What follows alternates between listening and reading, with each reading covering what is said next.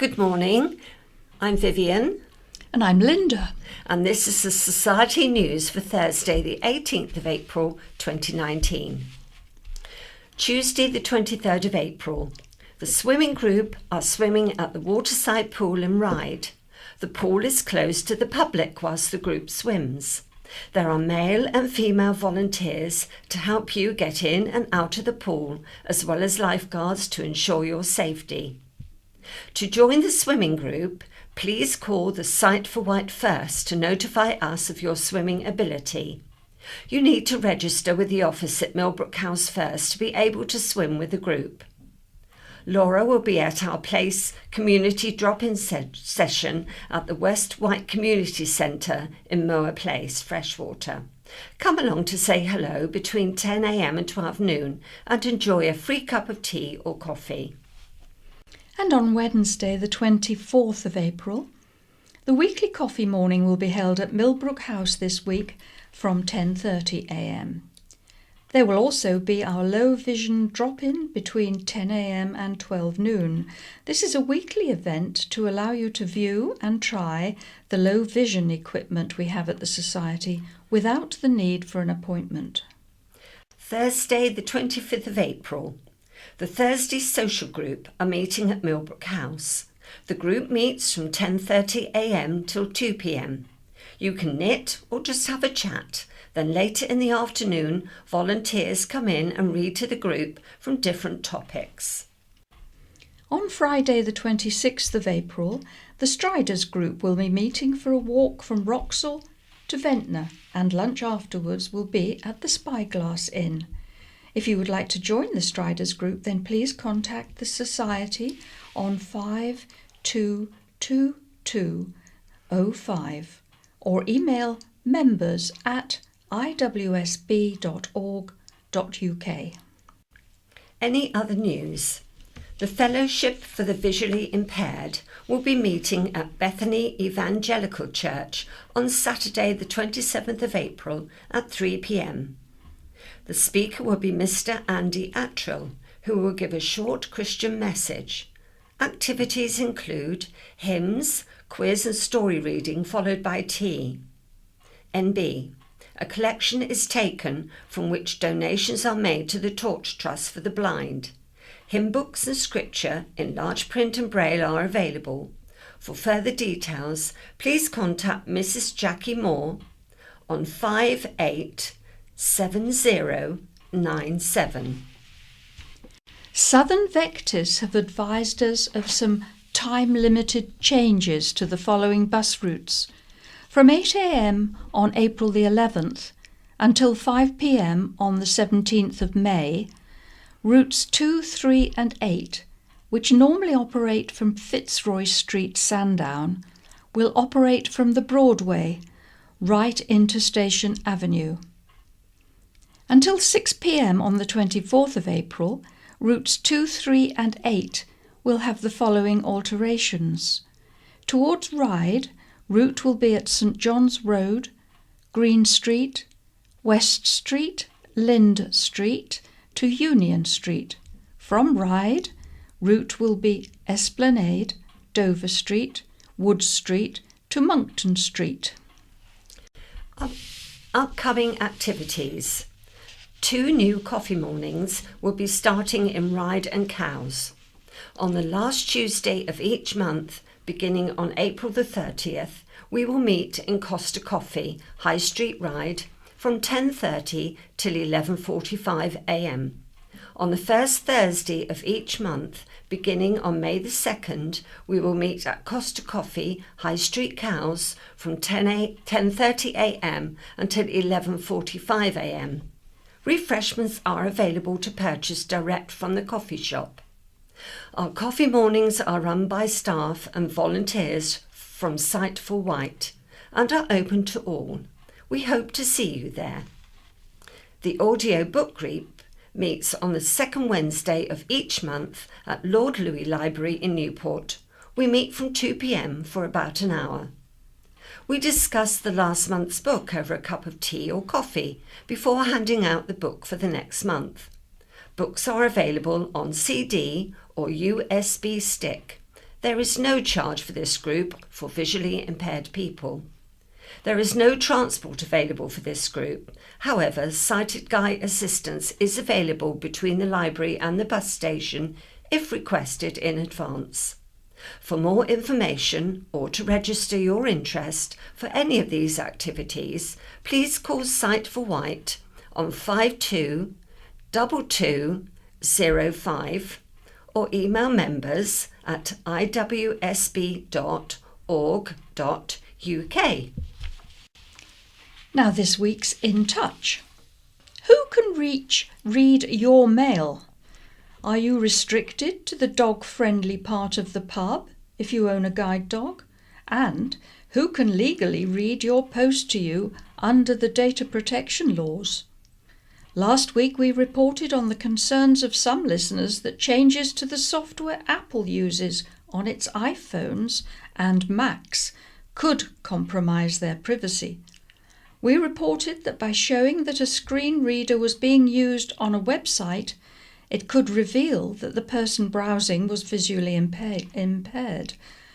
They'd released scant information about this new feature at the time until the day after our broadcast. They then published a blog with more details clarifying the new feature was not automatically enabled. Ben Mustill-Rose updates us on this development. Is reading someone's personal mail for them a data breach? Do you have to stay in a dog-friendly area in a pub if you are a guide dog owner? We clear up some legal misnomers with Cloisters barrister Catherine Casserly and Wen Ha Tse, who successfully won a discrimination case against Aviva, tells us why winning the case isn't exactly a straightforward victory. The presenter is Peter Wight and the producer is Lee Kumutat. And now we go on to the Isle of Wight County Press, the headlines. The fatal bus crash. Heroes of 999 services praised. The Chief Executive of the Isle of Wight NHS Trust has spoken about the complex medical response to Sunday's fatal bus crash. Maggie Oldham said, "The Trust responded to Sunday's tragic road incident by implementing its full major incident procedure.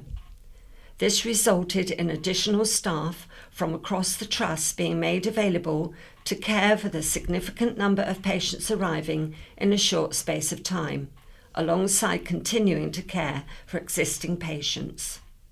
Our ambulance staff responded quickly to the emergency, both on site and in the control room. 8 ambulance service vehicles attended the incident, alongside 4 air ambulances. Also on scene were other specialists trained clinicians from the Trust, fire service and police. The ambulance service assessed all those involved in the incident, and despite best efforts, 1 person was sadly pronounced dead at the scene. A further 18 required triage treatment and transport. 2 were transferred directly from scene via air ambulance to Southampton General Hospital, and the remaining 16 were conveyed to St Mary's Emergency Department. 1 patient was then transferred to Brighton, which was the next available major trauma centre. The remaining patients were treated at St Mary's, with 1 requiring admission. Our thoughts go out to everyone involved in Sunday's tragedy, and particularly the family and friends of the person who sadly lost their life. We are extremely thankful and proud of all our staff for how they responded to the incident, their superb professionalism and care, and how everyone rallied to help, whether or not they were on duty."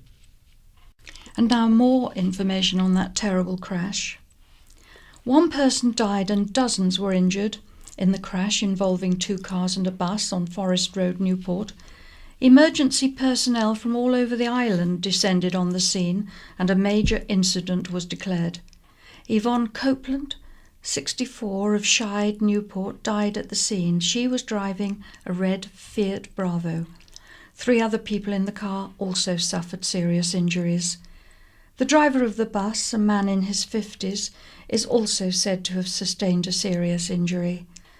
10 passengers on the bus were also taken to hospital, as were 4 occupants of a silver Mini Cooper. 8 ambulances and 4 air ambulances were dispatched to the scene at Vittlefields Cross. 5 crews of firefighters were called out to cut casualties free from the vehicles. Police sealed off the roads and are investigating the circumstances.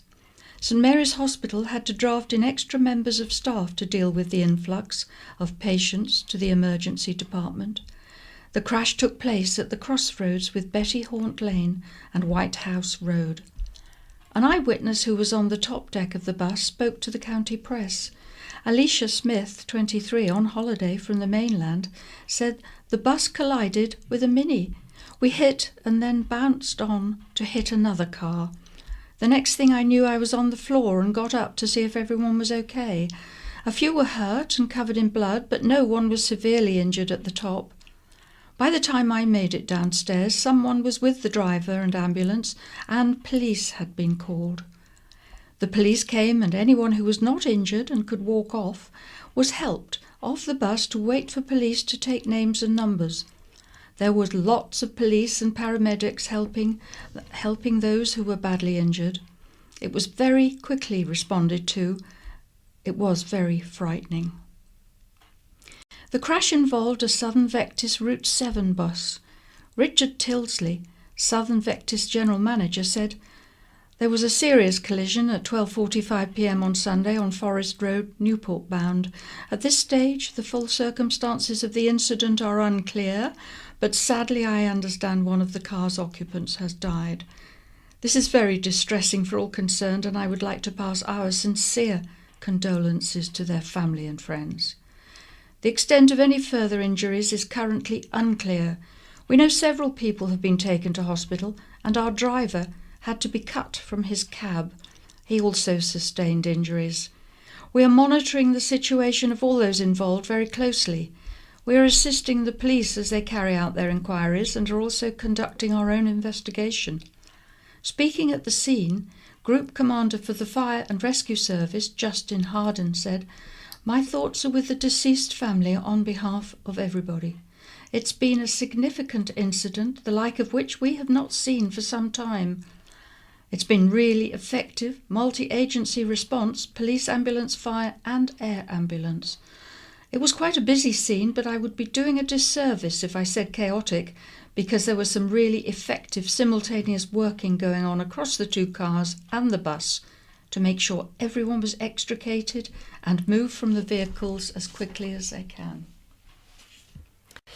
Crash site traffic light petition. Following the fatal bus crash on Forest Road on Sunday, a petition has been launched to install traffic lights at the site of the crash. The crash, involving 2 cars and a bus, took place at Vittlefields Cross, the junction with Betty Haunt Lane and White House Road, between Shellfleet and Newport. Cameron Palin, who launched the petition, said, "My thoughts are with all those involved in this fatal accident, as well as their friends and families. Somebody's life has now been taken from us, and we also have many injured. We have to now try and prevent further accidents from happening, so the council and Island Roads need to now sit up and listen. To sign the petition, visit tinyurl.com/forestroadlights." And now on to more news. Drugs warning after death of 36-year-old. A complex combination of drugs caused the death of Daniel Sadler, an inquest heard. Mr. Sadler of High Street, Ryde, died in July 2018, aged 36. At the time of Mr. Sadler's death, the inquest heard his heart and liver were twice the weight they should have been. Substances found in his body included methadone, cocaine, noscapine, diazepam, morphine and possible traces of cannabis. Mr. Sadler had been receiving treatment but had relapsed. IW coroner Caroline Sumere said, There were various drugs being taken. These drugs are dangerous, especially when you do not know what purity they are. There was simultaneous use of multiple drugs, and the more you take, the more risk you take. The cause of death was a combined drug intoxication, and the coroner concluded it was a drug-related death. Loved by all who knew her, tributes have poured in for the much-loved woman killed in Sunday's bus crash on Forest Road. The family of Yvonne Copeland, 64, of Shide, Newport, paid tribute to the mother and grandmother who was killed in the crash. Much-loved wife and ma of 4 children and 4 grandchildren, who was loved by all who knew her. She will be greatly missed by all her family and friends. We would like to thank the efforts of the first responders, air ambulance crew, paramedics, police, fire members of the public and all hospital staff. Burglars smash the door open. Police want to speak to 3 men following a burglary at an East Cowes caravan park. A caravan was burgled at the Waverley Park Hotel Centre, Old Road, at around 10 p.m. on Thursday, April the 4th. A man in his 50s was in a caravan when the men knocked at the door and said they were police officers. When he did not answer, it is alleged they picked up a gas bottle and smashed the door open. A mobile phone, iPad and £1,300 in cash was stolen. The suspects were described as white and of medium build. One was 5'11" to 6 foot tall, the other 2 were 5'6" to 5'8" inches tall. 2 were described as 25 to 35 years old. Anyone with information can call the police on 101. Reports of armed man in Yarmouth. 2 men have been charged after police were called to Yarmouth on Sunday following reports a man was armed with a stun gun. Officers were called to Quay Street outside the Bugle pub shortly after 7:30 p.m. following a call from a concerned member of the public. They arrested 2 men at the scene, both of whom were subsequently charged. Joshua Honan Parr, 20, of Churchill, Totland, has been charged with possessing a weapon for the discharge of a noxious liquid, gas or electrical incapacitation device.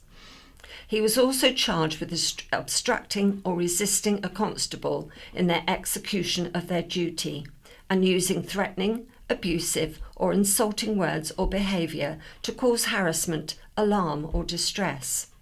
Mark Stephen Green, 49, of Christchurch Road, Downton, was charged with obstructing or resisting a constable in the execution of their duty. Both were remanded to appear at the Isle of Wight Magistrates' Court. Royal Navy bomb disposal experts were called to the island last Saturday to deal with an unexploded device. The object was discovered in a field in the Bay Area, and the bomb squad was called over from Portsmouth. Due to the proximity to residential areas, it was decided to take the object to Yarvaland Beach. The area was cleared and a controlled explosion was carried out at around 9:30 a.m. Drink driver crashed BMW. A drink driver was caught after crashing his BMW into a curb in Shanklin. James Downer, 26, of Wilton Road, Shanklin, admitted drink driving when as he appeared at the Isle of Wight Magistrates' Court last month. Police were called to Brook Road following reports of a crash at around 10:30 p.m. on March the 9th, prosecutor Anne Smout told the court. Officers found the defendant in the driver's seat with a passenger airbag deployed. Downer told the officers he had not been driving and was just sitting in it having a cigarette, the court heard. He was arrested and taken to the police station where he was given a breath test. His breath alcohol reading was 67, almost twice the legal limit of 35. During a police interview, Downer admitted he had been driving. For Downer, Ms Miller said his behaviour was out of character and, on the night in question, he had argued with his fiancée. He knows he did the wrong thing, Ms Miller said. Magistrates banned Downer from driving for 18 months and fined him £499. Downer was also ordered to pay £85 court costs and a £49 surcharge. It's not over. Stapler's set for more roadworks. Southern Water has failed to complete the Stapler's road mains replacement works on time, which means further disruption in the autumn when engineers return to finish the job. The busy road reopened last Friday following 3 months of disruption. There has been a one-way system and diversions in place while Southern Water and Clancy Dockerer engineers have worked to replace 500 metres of ageing water mains. However, Southern Water admitted it had not finished the work in time.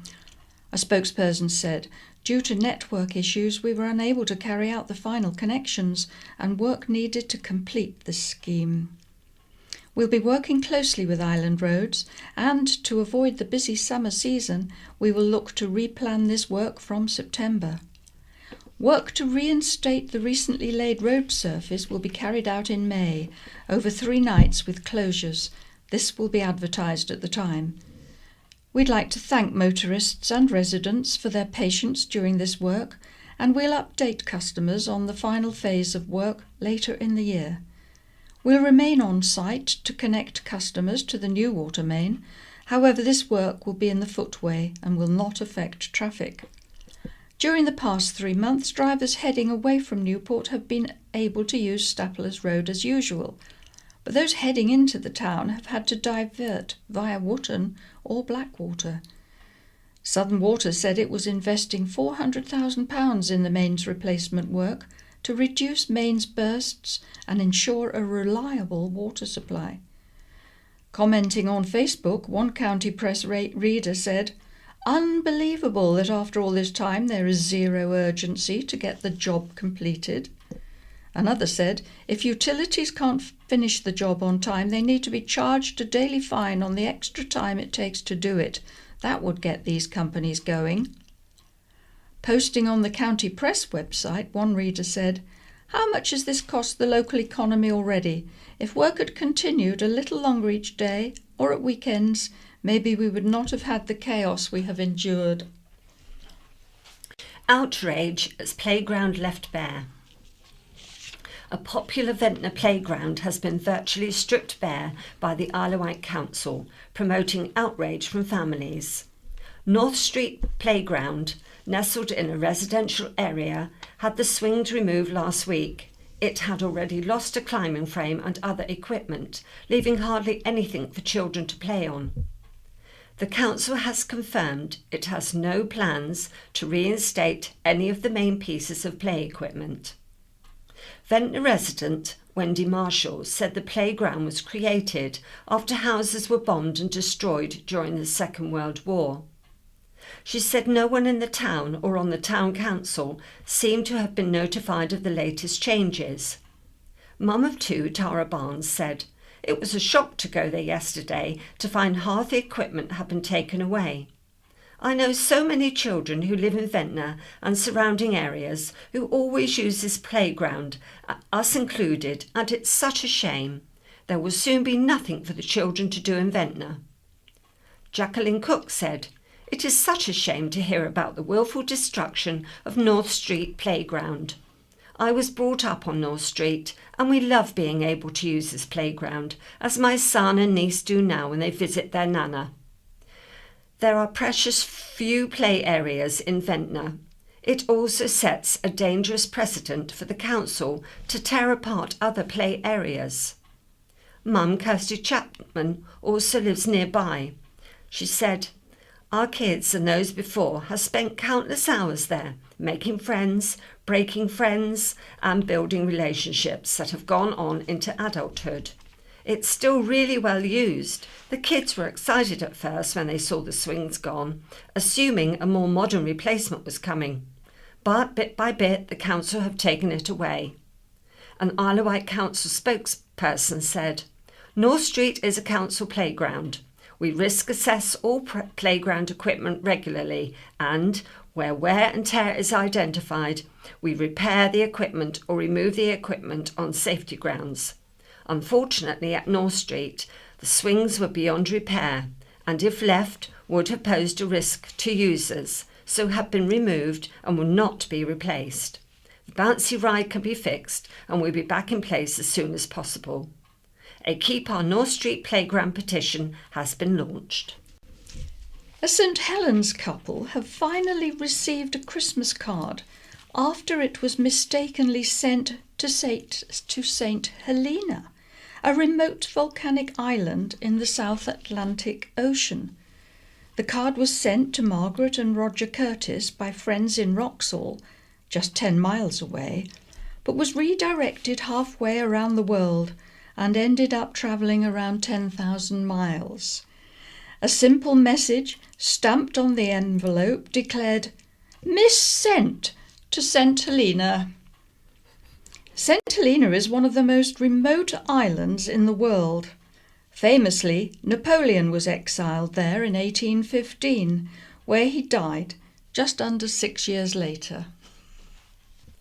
Long delays to inquests. Coroner Caroline Summeray has complained to the chair of the Isle of Wight Safeguarding Adults Board about delays to inquests. Mrs Summeray, who has already summoned Isle of Wight NHS Chief Executive Maggie Oldham to answer questions for a similar reason, asked Margaret Geary to appear last Tuesday. One inquest into the death of David Nurse has been delayed 4 times and for more than a year, due to a lack of response from the Safeguarding Adults Board. Mrs Summeray said, "I have never listed a case 4 times, ever. It is not good enough and shows a discourtesy to me. I don't want to mess the family around any further." Ms Geary said she was also frustrated by the delays, but the board was making every effort to complete the report. 17 elderly people have been moved out of a Ryde care home after significant concerns were raised for their safety. The Isle of Wight Council said it had reluctantly taken the decision to terminate its contract with Cornelia Heights and would move all 17 local authority-funded residents into alternative accommodation.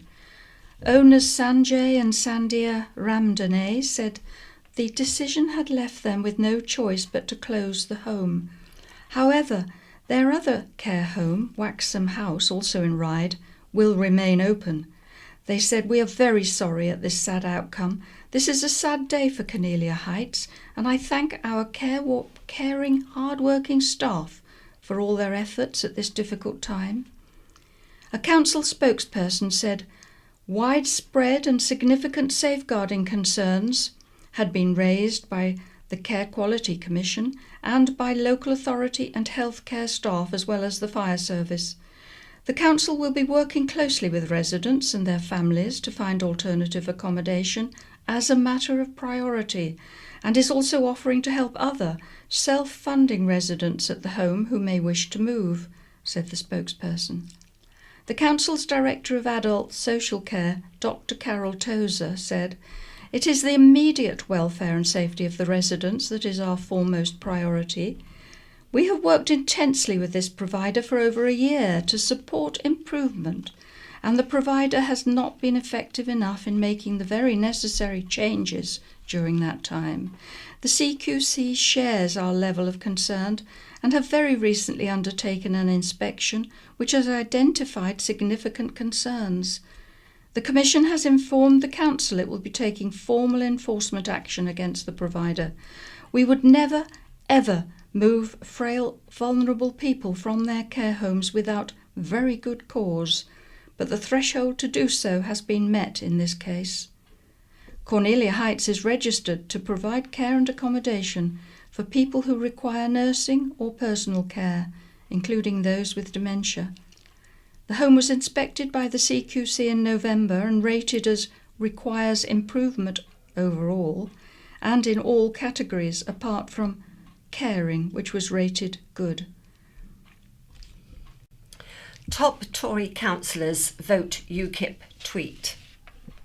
A Conservative councillor who said he was tempted to ditch the party and join UKIP has been criticised for airing nasty views on social media. Councillor Ian Ward Isle of Wight Council Cabinet Member for Transport, liked one tweet that urged shoppers to declare commercial war on the EU and hit the swine hard. In another tweet, now deleted, he told his 516 followers, all Brexit supporters need to vote for UKIP or the Brexit Party to put us many anti-EU MEPs in place to destroy the EU from the inside. Councillor Ward said he had posted the tweet because he was so incredibly angry at the government's handling of Brexit.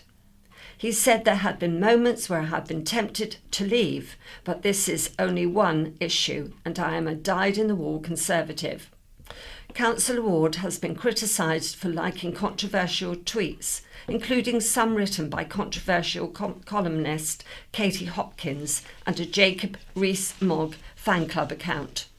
One advocate raising of the voting age to 25, while another said, "Teachers openly tried to shame my children at school for being English, encouraged by those academics." Another said, "Boycott all EU produce. I put a spring cabbage back on the shelf in Waitrose this morning when I spotted it came from Spain. Wage unrelenting commercial war on the EU. Hit the swine hard." Councillor Ward told the county press he did not know who Katie Hopkins was and said, "I can't remember everything I like. I don't necessarily agree with everything I like on Twitter. I think people would have better things to do than worry about what I'm putting on social media."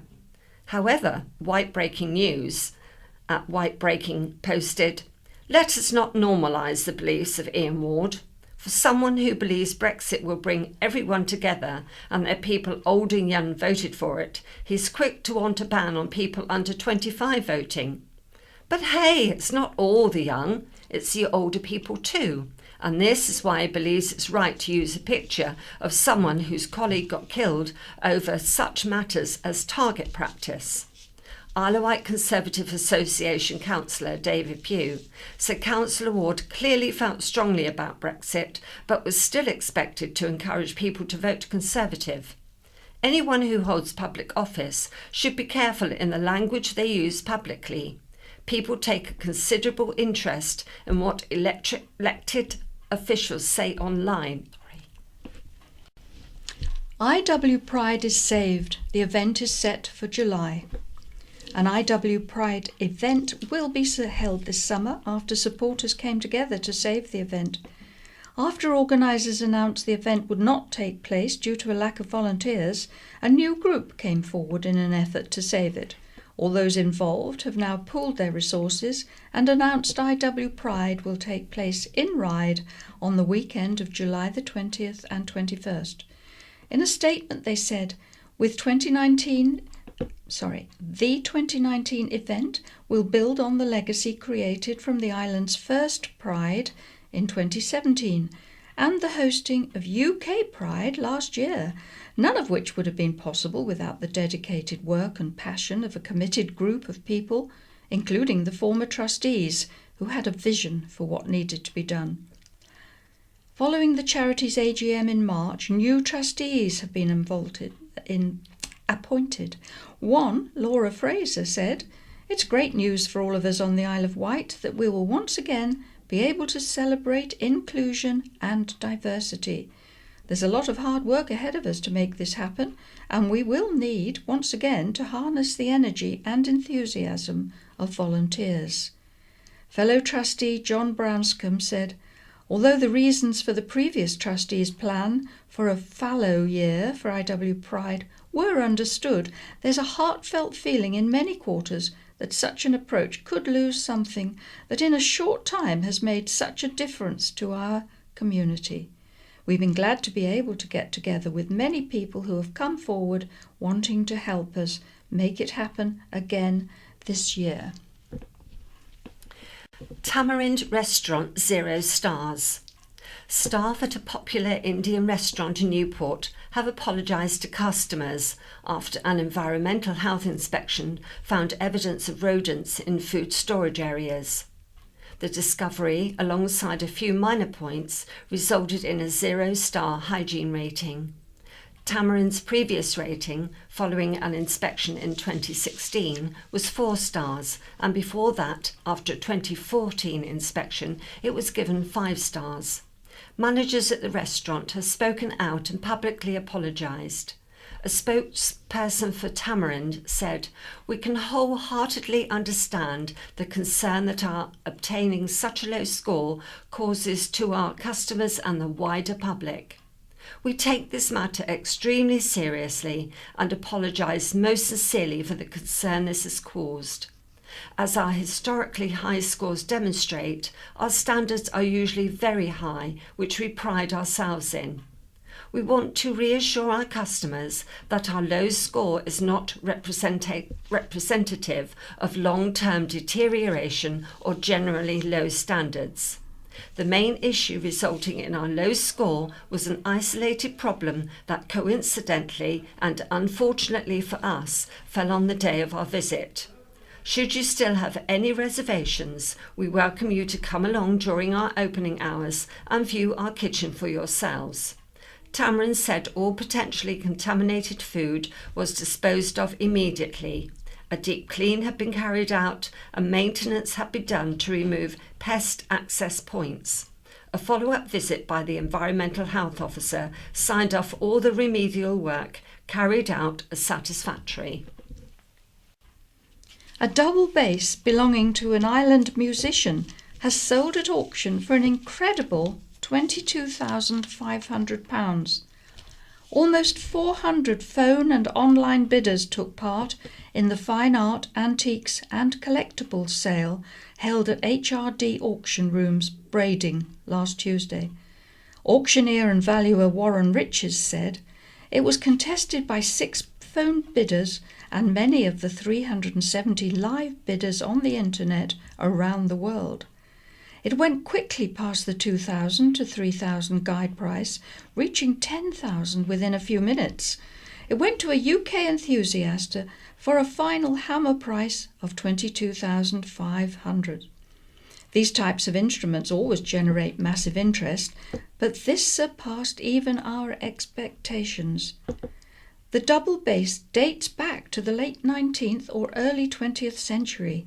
It was originally bought from Foot Limited, a renowned London musical instrument firm, in 1963 for the princely sum of £175.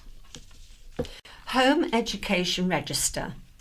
The names of all homeschooled children could be listed on a register and monitored by local councils if government proposals are approved.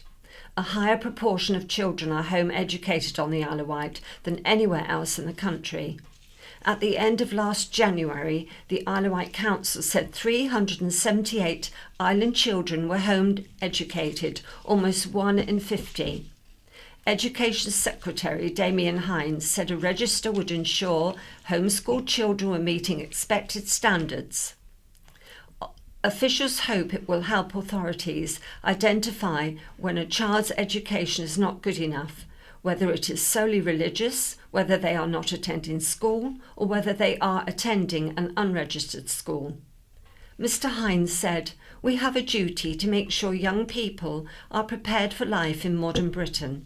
That's why this register is so important, not to crack down on parents doing an admirable job of educating their children in their own homes, but to prevent vulnerable young people from vanishing under the radar. A public consultation will run until the 24th of June. Please be patient, riders ask. Horse riders held demonstrations across the island last Sunday as part of a national campaign encouraging drivers to pass wide and slow. Riding alongside banners, they urged other road users to give them at least 2 metres when passing a horse and to reduce their speed to 15 miles an hour.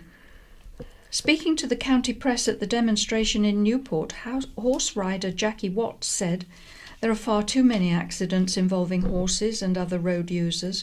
We would love to only ride on soft ground, but in order to get to bridleways, we have to use roads. It's not just us at risk, it is pedestrians, cyclists and motorists themselves. I know a lot of car drivers find it irritating having to slow down, but adding a few extra minutes to journey times is not that big a problem. The biggest issue we have is people going too fast. It's quite common to have a car overtake at 60 miles an hour, because that's the speed limit on country lanes. All it takes is a pheasant to fly out of the bushes or a plastic bag to be blown across the road to startle a horse, and then they step sideways and end up in the path of a car. It is people not thinking about what could happen if something goes wrong. That is what this campaign is all about. We want to get the message out so people think before passing a horse on the road. The campaign encourages 4 simple steps for drivers. Slow down to a maximum of 15 miles an hour. Be patient, don't sound a horn or rev the engine. Pass the horse wide and slow if safe to do so, at least a car's width, and drive slowly away. Seals seen basking in spring sun. Seals are often spotted enjoying the island's waters, but one County Press reader was lucky enough to spot several all at once. Ebby Floyd didn't want to disclose the location of the group other than the West Wight, but was happy to share these fantastic photos for all to enjoy. At one point, Ebby said there were 5 seals all basking in the sunshine together. If you have any wildlife pictures you would like to share, email editor at iwcp.co.uk or send us a message on Facebook. Body found in search for Joyce. Police searching for a missing ride woman, Joyce Marion, have found a body. A police spokesperson said the body was found at Blackbridge Brook, Haven Street, last Sunday. Although formal identification has yet to take place, Joyce's family have been informed. Joyce was reported missing last week. She was last seen in Green Street, Hyde, at around 11:50 last Tuesday. Isle of Wight and Hampshire search and rescue teams helped with the search. Police thanked all those who had shared the missing persons appeal. A spokesperson said Joyce's death was not being treated as suspicious, and a file will be prepared for the coroner. Thank you, and that's all for us for the moment. So this is Linda saying goodbye and happy Easter. And this is Vivian saying goodbye and a happy Easter to you. Good morning. Well, here we go with the second part of the County Press, and we're going to start with some letters. And this part is being read by Lynn and Chris. Now we're going to start with a letter from Jane Dudley of Newport called Poxy Greys. Poor old Squirrel Nutkin. So Steve Shaw, County Press Letters 12th of the 4th, 2019, thinks the red squirrel is no longer deserving of our protection. Having mounted an eloquent defence of its grey cousin as the superior, stronger breed, Mr. Shaw even drags Brexit into the matter, urging that we need to protect our strengths rather than defend our weaknesses. The grey squirrel, splendid fellow though he may be, is of course non-native and, like many other invasive species, has established large swathes of territory throughout the UK. His fellow countryman, the American mink, has likewise all but ousted our native water vole, while plants such as Japanese knotweed and Himalayan balsam are choking out the native flora. Perhaps we should admire such ruthlessness instead of spending vast sums to control and even eradicate these species. Is it asking too much that our native red be allowed to continue enjoying his safe haven on the Isle of Wight? This is one of the very few places left to him that is free of those poxy greys. Reds lack the immunity to the deadly squirrel pox virus. Perhaps Mr. Shaw can look forward to the proposed introduction of the sea eagle. That ought to send Squirrel Nutkin running for cover. Decision on All Saints is flawed. This is from Richard Steele, Chair of West and Central Wight Branch Labour Party. The West and Central Branch of the Labour Party strongly disagrees with the closure of any school in the West Wight area. but we are especially opposed to the closure of All Saints Primary School. We found the delegated decision report flawed, as is the consultation which exists in name only. Freshwater is the largest village on the island and, according to the island plan, is due to become even larger. The report ignores this and lives in hope this will not increase pressure on school places. Indeed, the report is short on facts but long on supposition. If the island plan has no significance in this debate, then a great deal of money has been wasted, money which could have been spent on, say, education. All Saints is situated centrally, so most parents are able to walk their children to school safely, along well-lit roads with wide pavements. The Labour Party takes seriously the idea that primary school children should, wherever possible, be able to walk to school safely for both health and environmental reasons.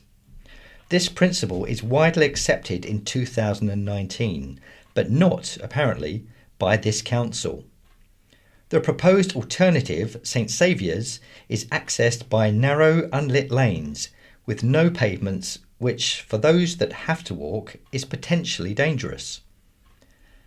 It is also a substantially longer journey for most All Saints parents.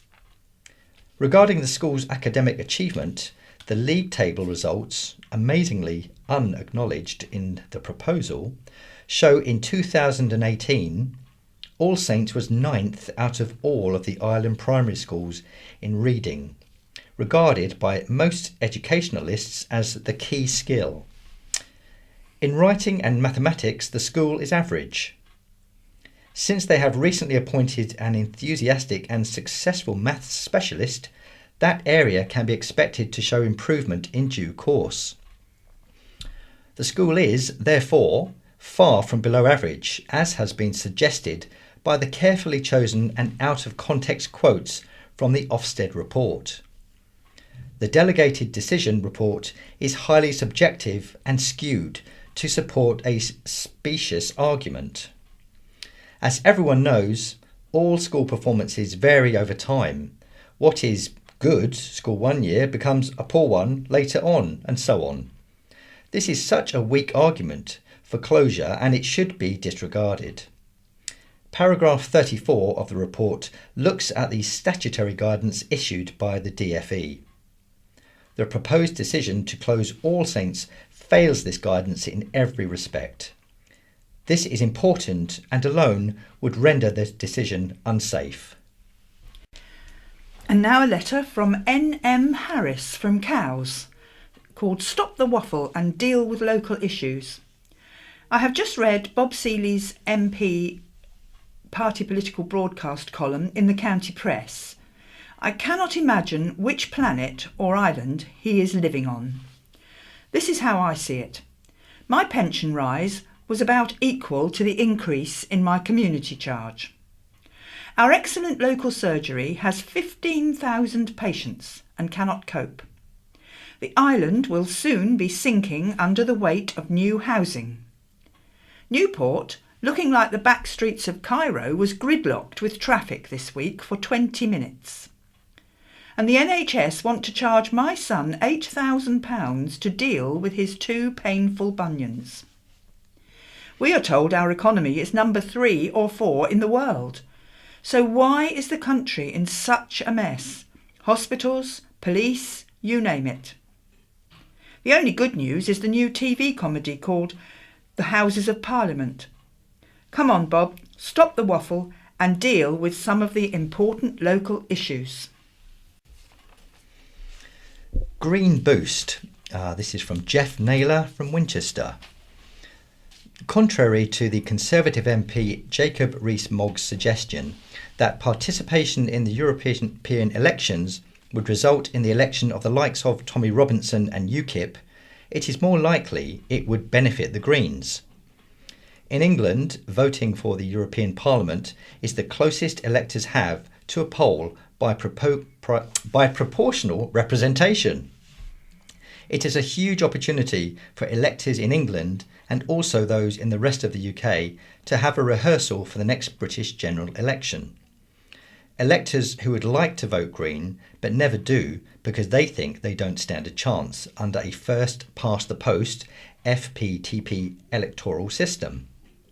If all potential Green electors mindful of climate and ecological concerns, widespread outside of Westminster, and the poor recent performance of Conservative and Labour MPs voted Green at the European elections, it would give the country an indication of how much support the Greens currently have. A good showing at the European elections would convince many people the election of more Green MPs is a realistic proposition at a general election under FPTP.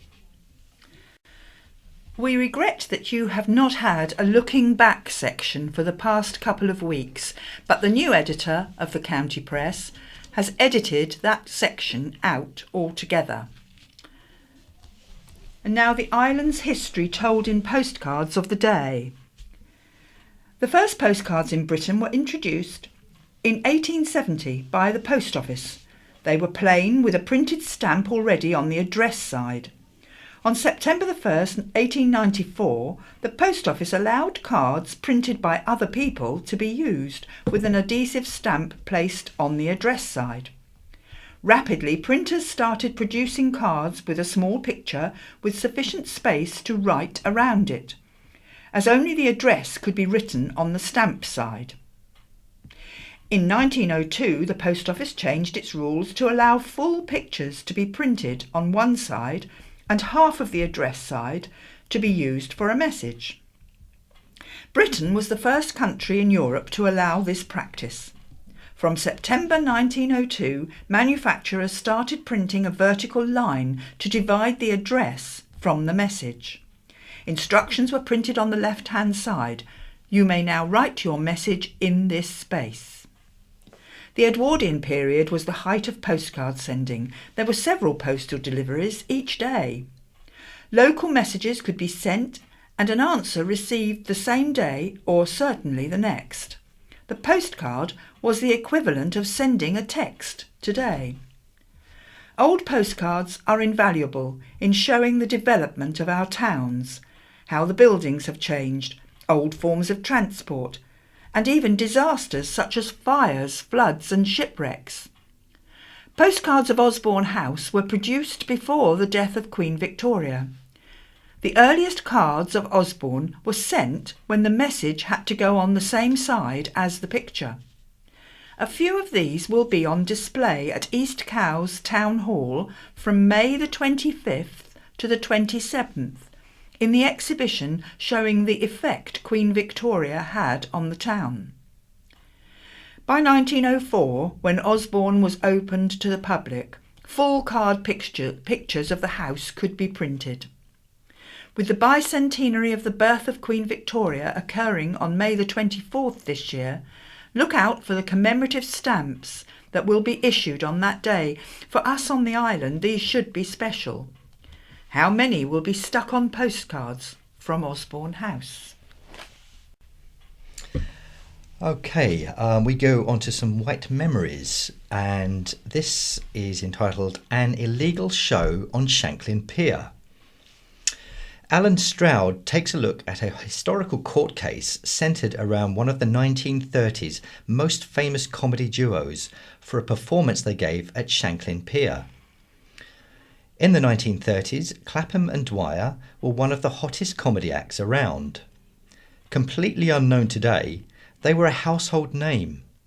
They appeared on radio and in venues all over the country, including an infamous smutty show on Shanklin Pier, which led to a court appearance. Their downfall was an appearance there one Sunday night in June 1937, which fell foul of the Sunday Entertainment Act of 1932, which banned comedy sketches and variety acts on a Sunday. Clapham and Dwyer were no strangers to controversy. Just 2 years earlier, they had been banned by the BBC for an ad-libbed joke during a live broadcast. Clapham asked Dwyer, "What's the difference between a champagne cork and a baby?" Answer: "A champagne cork has the name of the maker on it." Not exactly Jimmy Carr material, but it was enough for a ban. This was a time when the BBC programme guide stated, and this is an actual quote, "There is an absolute ban on jokes about lavatories, effeminacy in men, immorality of any kind, and suggestive references to honeymoon couples, lodgers, and ladies' underwear. Extreme care should be taken with jokes about prenatal influences, e.g., his mother was frightened by a donkey." In this climate, Clapham and Dwyer took to the Shanklin Pier stage that Sunday night. Unfortunately for them, in the audience was a local policeman, P.C. Lewis, and he thought their act was smutty. In fact, as soon as the show was over, he shot around to Shanklin Police Station and reported them. As the county press later reported, under the headline, "Police Constable Aggrieved at Entertainment," Horace Wood, the manager of Shanklin Pier, was summoned for using the pier casino for a public entertainment which was not of a type suitable for a Sunday. In the words of the county press, P.C. Lewis took objection to the tone of the jokes made.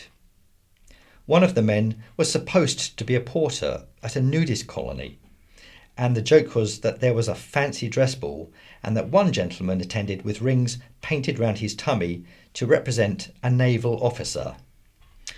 That said, Mr. Palmer, prosecuting, was to say the least vulgar. In another part of the performance, two persons came home, apparently from a dance. They sang and danced briefly when one of them remarked, "Oh no, this won't do. It is a son," and then stopped, which showed the terms of their operating licence were known. Two of the male performers came in front of the curtain and, in an assumed state of intoxication, talked about the unfaithfulness of the wife of one of them. The curtain was then drawn, showing the unfaithful wife with her lover. The drunken husband entered and the lover was hidden in a bed. There was some play about the feet sticking out of the bed. P.C. Lewis, obviously a delicate soul, was shocked at all this ghastly horridness. He told the court Clapham had come on as a commissionaire at a nudist colony and said he had to sit on seats to keep them warm for the others, and that one lady had so many varicose veins she went as a road map. Even worse, P.C. Lewis told the court that mention was made of a couple who had married in October and the wife had had a child in March. Asked why he had gone to the show in the first place if he was that easily offended, he told the court he went by accident. He also confessed under cross-examination that he had not taken his wife to the show but a female friend who had not liked the jokes. He told the court, yes, some people laughed at the act. Question: why did you stay for the second half? Answer: I thought they might improve. Question: for the reputation of the Shanklin police, you're not so touchy as all that in Shanklin, are you? The county press continued. Mr. Wood, the promoter, told the court he had run the concerts for 10 years without complaint, and Clapham and Dwyer did exactly what they had done on other Sundays. He said they had performed at Shanklin 10 times in 8 seasons with the same jokes. Mr. Odgers, defending, told the court he thought the joke about the naval officer was good fun in the way Clapham and Dwyer said it, but not as the policeman had said it in the witness box. So much depended on the working of one's mind. All the jokes, as said by the constable, sounded bad, but when put over on the stage by Clapham and Dwyer, they were quite different, and they were just so much nonsense. Mr. Odgers summed up and put things into perspective. We should not be trying to impose in 1937 a condition which would have applied in 1887. We have to remember that the character of Sunday has changed. The theatre was packed, but not a single complaint was made beyond that of P.C. Lewis. At the end of the day, common sense prevailed. The chairman told Mr. Wood, "We know it is difficult to keep supervision of entertainments of that sort," but they were sure he would redouble his efforts in future. He was fined £10 for putting on a type of entertainment not suitable for the day. All in all, the court case had given the Pier concerts some wonderful free publicity. For Mr. Wood, it was £10 well spent. On to my view. A panel of columnists take it in turn to give their take on life as it played out on the Isle of Wight. This one is from Matthew Chatfield. Calling Reds inferior makes no sense. Last week's letter from Steve Shaw, County Press 12th of April, raised a query about the island's red squirrels that probably had some readers reaching for their inkwells. Steve asked, if the grey variant is the superior, stronger breed, why must we protect the red squirrels? Even if the piece was a brilliantly crafted spoof, I'm going to rise to the bait because it's actually not as iconoclastic a question as it might seem. Let me jump right in and say I think Steve's got a point, if not the point he intended to make. His arguments against the red squirrel are feebly based purely on what use they are to humans. My answer to that is squirrels are not here to be useful to us any more than we are here to be useful to them. The antediluvian ideas that man has dominion over the animals and was required by God to subdue the earth are not really very popular these days, even with Christians, and rightly so. A more interesting question is the slightly abstract one which Steve by implication poses. On what basis do we humans decide which species and habitats are good and in need of conservation, and which are bad and in need of eradication?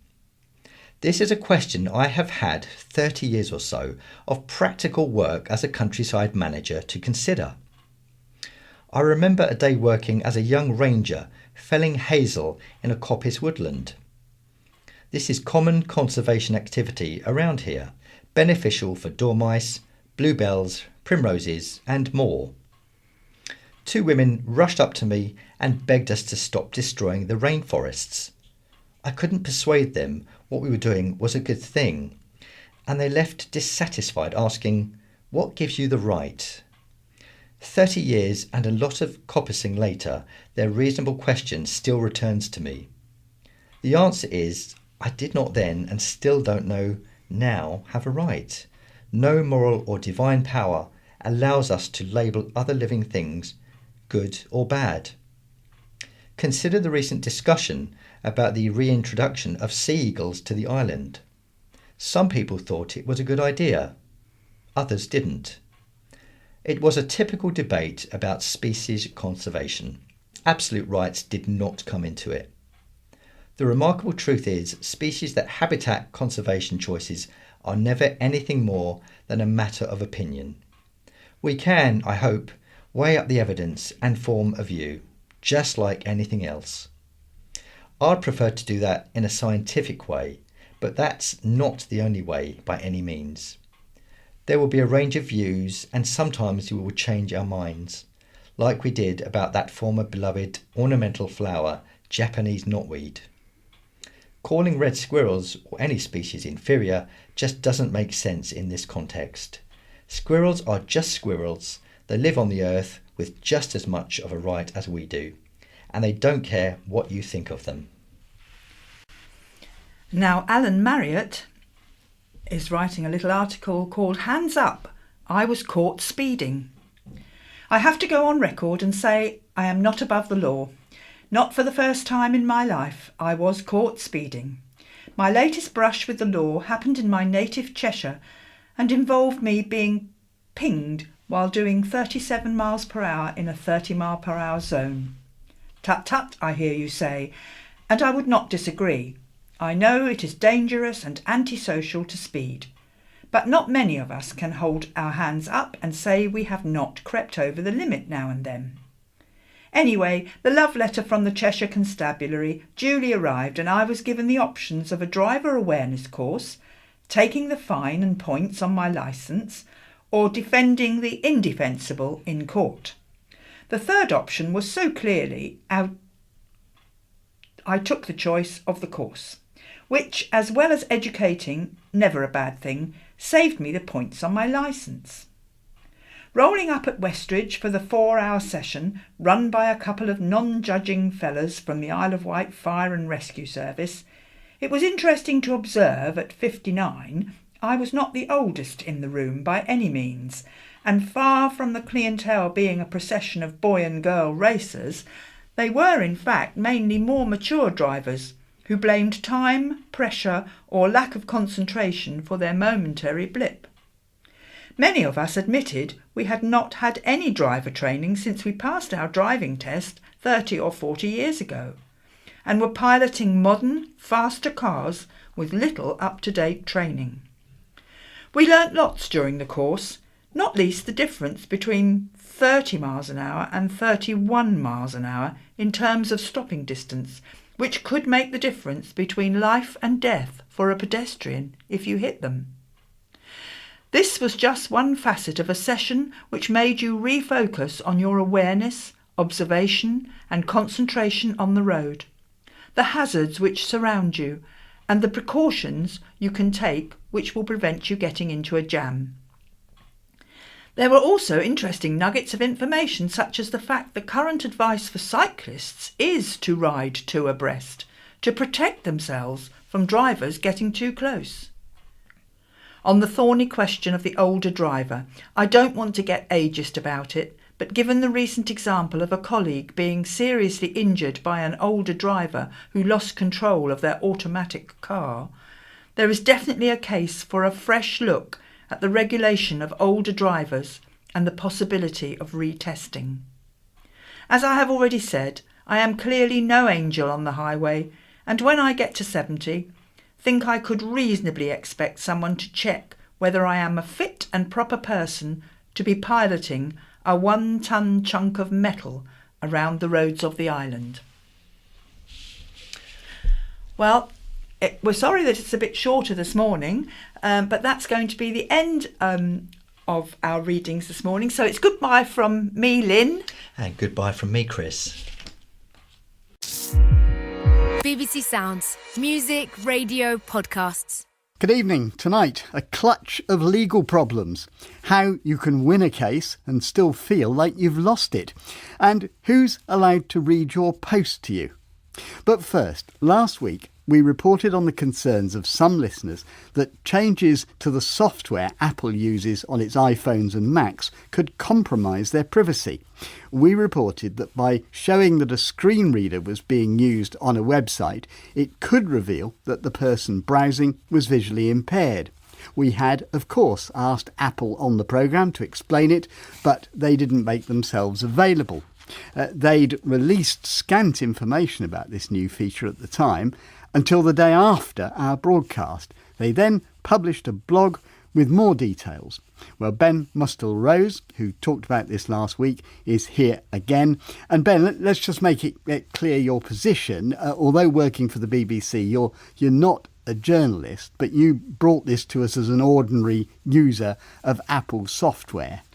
Yeah, I wanted to make sure that everyone knew about these things that were happening so that people could make informed decisions. So what is Apple now saying?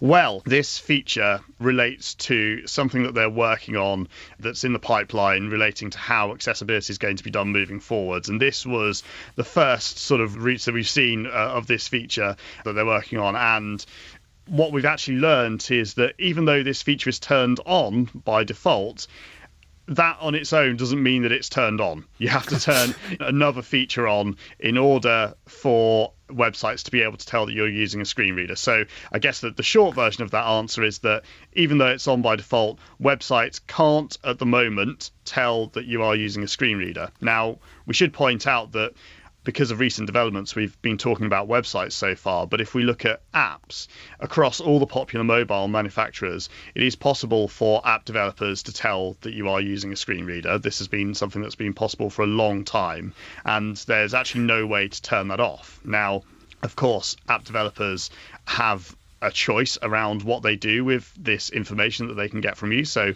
for example, you might be playing some kind of accessible game on your phone or your tablet, and an app developer might use this information to say, actually, you're running a screen reader, we want you to turn it off because you don't need it. But then equally, an app developer could include this information regarding your screen reader usage in the information that it sends back to the company that could be used to develop, statistics and analytical information about the people who use the app. So has this allayed your fears? Yeah, well, it's nice to know that our devices aren't suddenly sending this information back to Apple. But I suppose one of the things that I'd be looking for is when this new feature is ready for prime time, so to speak. Personally, I would like it if it was communicated slightly more widely. I would always advocate for choice. We shouldn't assume that people are happy to give this information away for free by default. Now, listener Robin Christopherson and several others felt that websites knowing screen readers were in use is a good thing because it could activate useful accessibility features on the site. Aren't they right about that? I think anything that has the possibility to increase accessibility on the internet is a good thing, yes, of course. But there's an inclusive design, which essentially means that if you build something once, you should try and make it accessible to everyone. So if you have a website or an app, the idea is that you only build one version of that is accessible to everyone, which avoids this scenario of maybe having, a so-called, specialist website for blind people. Ben Mustel-Rose, thank you very much for returning and explaining all that to us.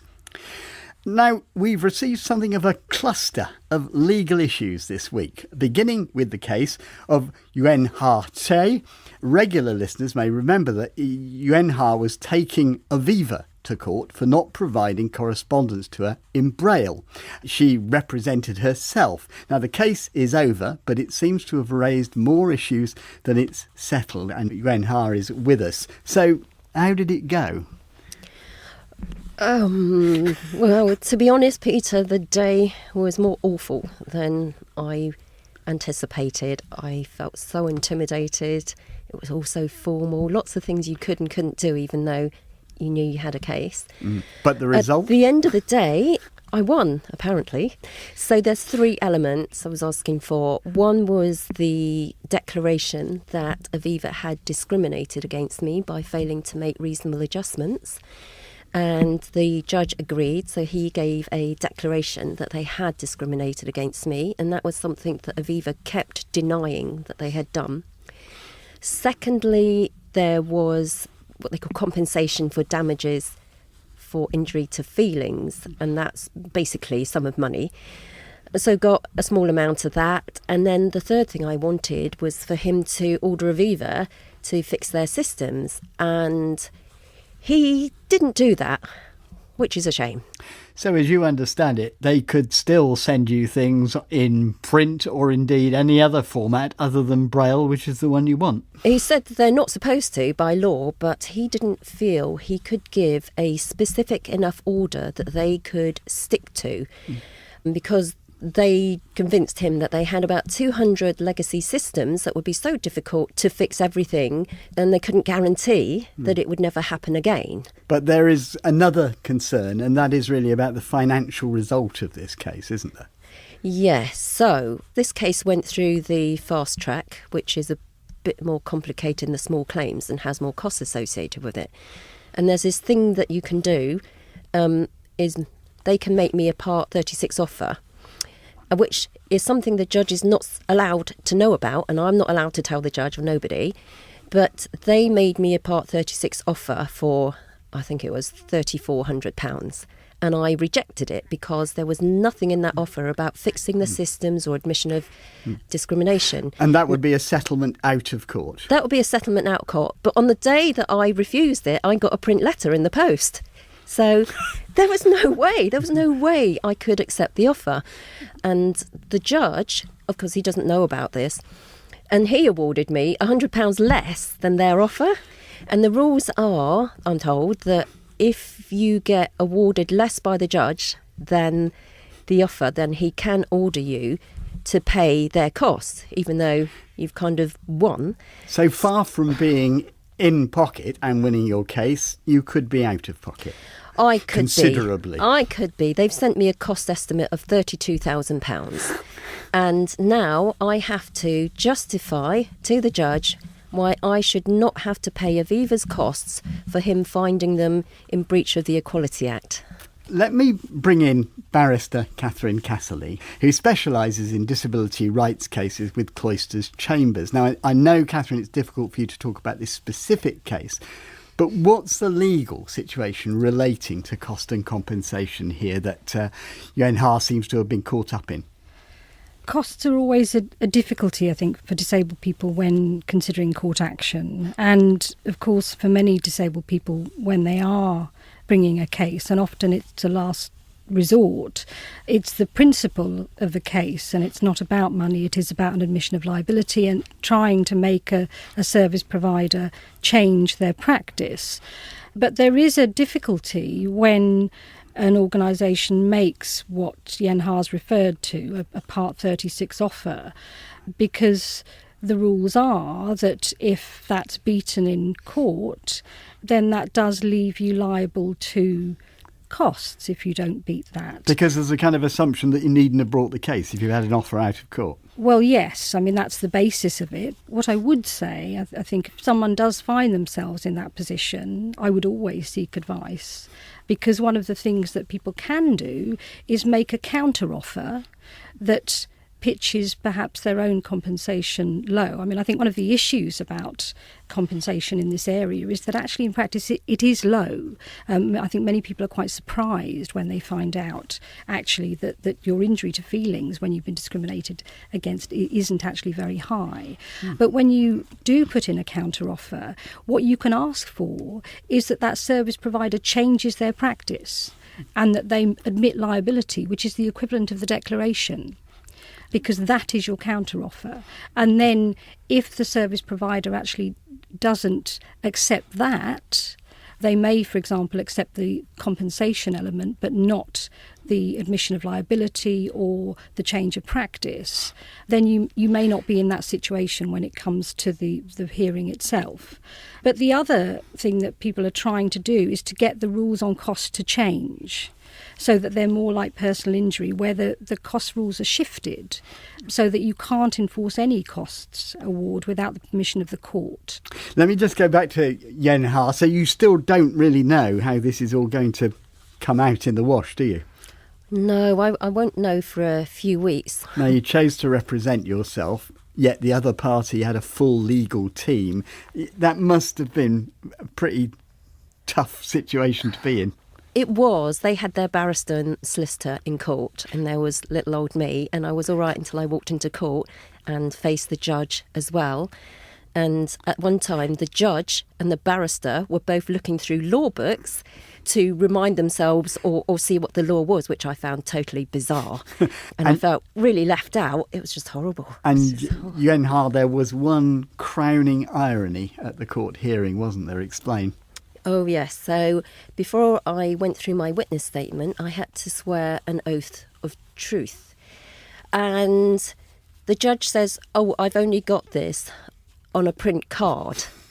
So I couldn't read the oath of truth. And he had to read it and I had to repeat after him. But I felt so intimidated, I couldn't say, well, you know what, this is so ironic. This is a disability discrimination case and you don't have this stuff in a format that I can read. Well, you couldn't make it up, could you? No. Yuen Ha, thank you very much for telling us about it anyway. Aviva is not commenting on an active case. Catherine Casserly, you can't go yet because as we've got you here, this is another issue about the right to read. It was brought to us by Angie Garner, who called our dedicated phone line. She explained the problem to me yesterday. When I ask charities to read any mail, they say no because of the Data Protection Act. How often has this happened? The charities in question, Guide Dogs and Age UK, I would say twice in the last year, each one of them have said the same thing. And what kind of problems is this causing you? Well, I haven't got any family, so I'm relying on a friend who's 85 to come in and read my mail on a regular basis. But what do you do? How do we get round this point if you can't read it yourself? I mean, the point I want to make is it's true that the Data Protection Act does mean that other people other than very close family are not allowed to read your mail. Well, that was Angie Garner. We asked both Age UK and Guide Dogs for their reaction to this. Age UK first. Age UK nationally does not offer a reading service, so we're not able to comment on the specifics of this situation. We would generally advise that any volunteer or staff member who has access to personal, financial and/or sensitive information as part of their role is asked to sign an additional confidentiality agreement to heighten their awareness of their responsibility to ensure that this information remains confidential. Each local Age UK is an independent charity and therefore we cannot comment on their individual policies. My Guide sets up a formal partnership created by Guide Dogs, and we ask both volunteers and beneficiaries to respect the boundaries that are put in place to ensure a safe and effective service. These boundaries help build trusting relationships and clarify expectations for the partnership. It's vital that neither the volunteer nor the service user should be put in any danger or compromise as a result of their My Guide volunteering. Well, Catherine Castley, listening to that, what do you make of that? Are there restrictions on volunteers reading the mail of blind people? The purpose of the data protection law is to ensure that data is processed lawfully and fairly on the basis of people's consent, and it's intended really to protect people from having their data misused and to ensure that they understand what's happening to it and that they can have access to it. I think it's unlikely that, in my view, people who are simply reading someone's post aloud to them are processing data for the purposes of the legislation. But even if they are, any concern about that should be overcome with ensuring that they have that person's consent. So in the circumstances, if an organisation is saying that they're unable to read, I would imagine that has more to do with the boundaries of the service and what they are and are not prepared to do than data protection concerns. Because one of the things Angie said was suddenly she was finding herself having to sign all sorts of bits of paper in a situation where in the past she would have sort of felt that this was something she just needed to say, yes, it's all right for you to read my mail. Can this have been the intention of any of the data legislation? But I think the reality is that when the general data protection regulation became effective, there was a lot of concern from people about the obligations that they'd had all along, but may not have been complying with. One of the huge issues about GDPR is that the fines that you were subject to under it increased enormously, and that led to a lot of concern and also a lot of revision of policies to ensure that they were actually compliant. So I think it may be that organisations generally had to review what they were doing and make sure that they were compliant. It seems a little excessive to me, but having said that, if someone's providing a service, ultimately it's up to them what basis they provide that service on. Just one more query for you. The law states clearly, we've often said it on this programme, that places such as pubs and restaurants which ban dogs aren't permitted to exclude guide dogs. But we've been hearing from listeners who say that where a pub has a dog-friendly area, blind people are being told that their guide dog must also be restricted to that area. And indeed, that's what some regional offices of guide dogs have been telling them, that this is acceptable and is a reasonable adjustment. Here's the statement we got on this from National Guide Dogs again on this. Circumstances can sometimes prove exceptional, but in principle, having a designated dog-friendly area does not necessarily mean the establishment has met its requirements, or that guide dog owners should be restricted to only this type of area. So, Catherine, I mean, as far as the Equalities Act is concerned, is being restricted to one part of the pub or restaurant a reasonable accommodation, do you think?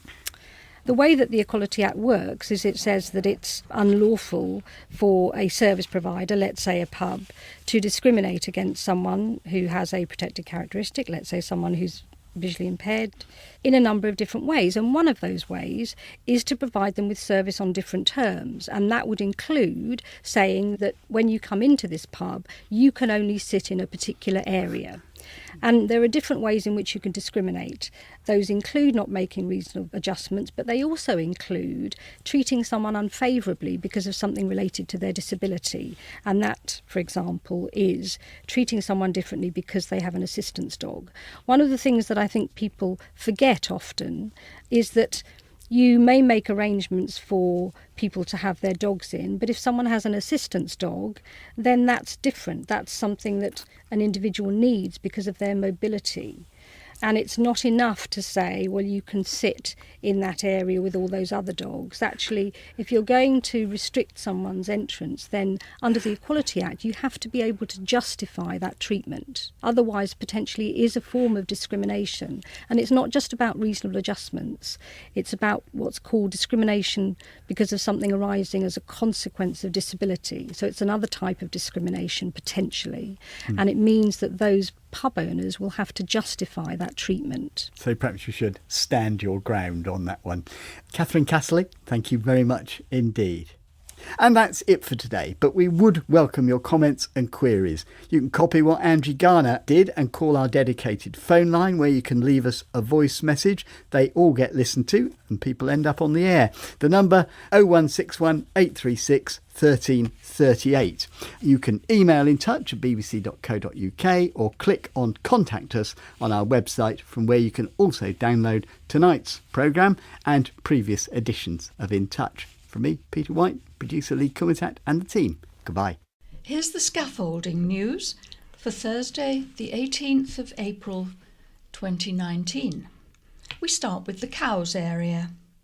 Current scaffolds are at 93 High Street, Cowes, scaffold up within the hoarding, the public conveniences at the Parade, Cowes, Cameos, Bath Road, Cowes, 93 High Street, Cowes, public conveniences, the Parade, Cowes. Building materials on the highway are at 60 York Street, Cowes. And now for the Newport area. 15 Cyprus Road, Newport. HMV, Castlehold Lane, Newport. 10 High Street, Newport. 30 High Street, Newport. 61 High Street, Newport and in Castlehold Lane. Seal House, C Street, Newport. The George Inn, St James's Street, Newport. Pending scaffolds, Lloyds Bank, St Thomas's Square, Newport.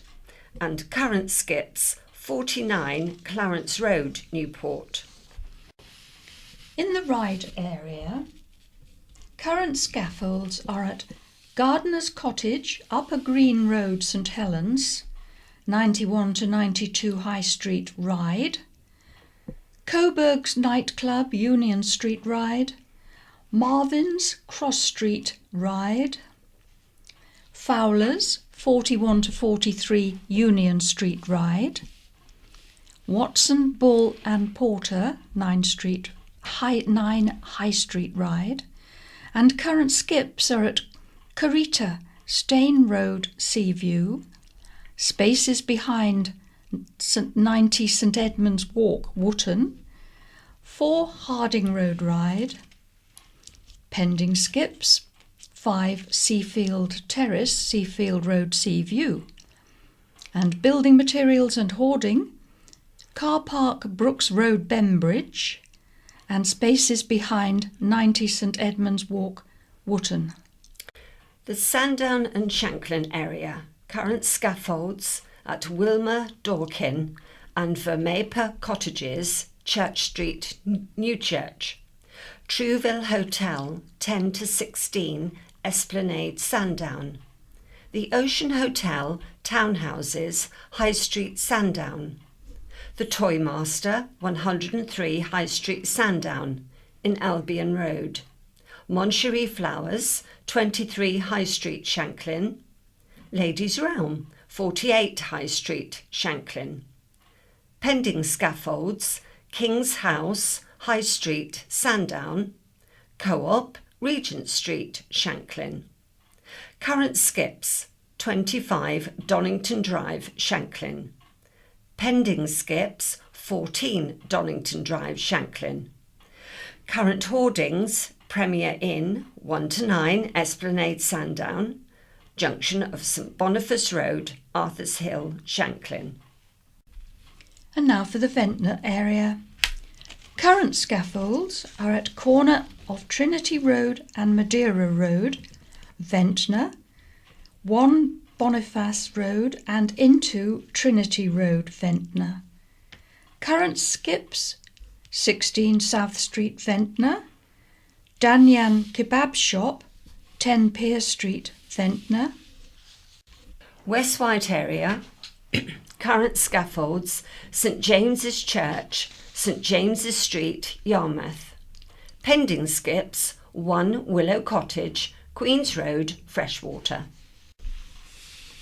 And vehicle crossings under construction, 2 Arnold Road, Cowes, 13 Alfred Road, Lake, Dawson, 25A Ashley Way, Bryston, 9A Cambridge Road, East Cowes, 74 Howgate Road, Bembridge, 1 to 3 Yarborough Road, Wroxall, 19 Clarence Gardens, Shanklin, and The Willows, 15 Cupressus Avenue, Winford.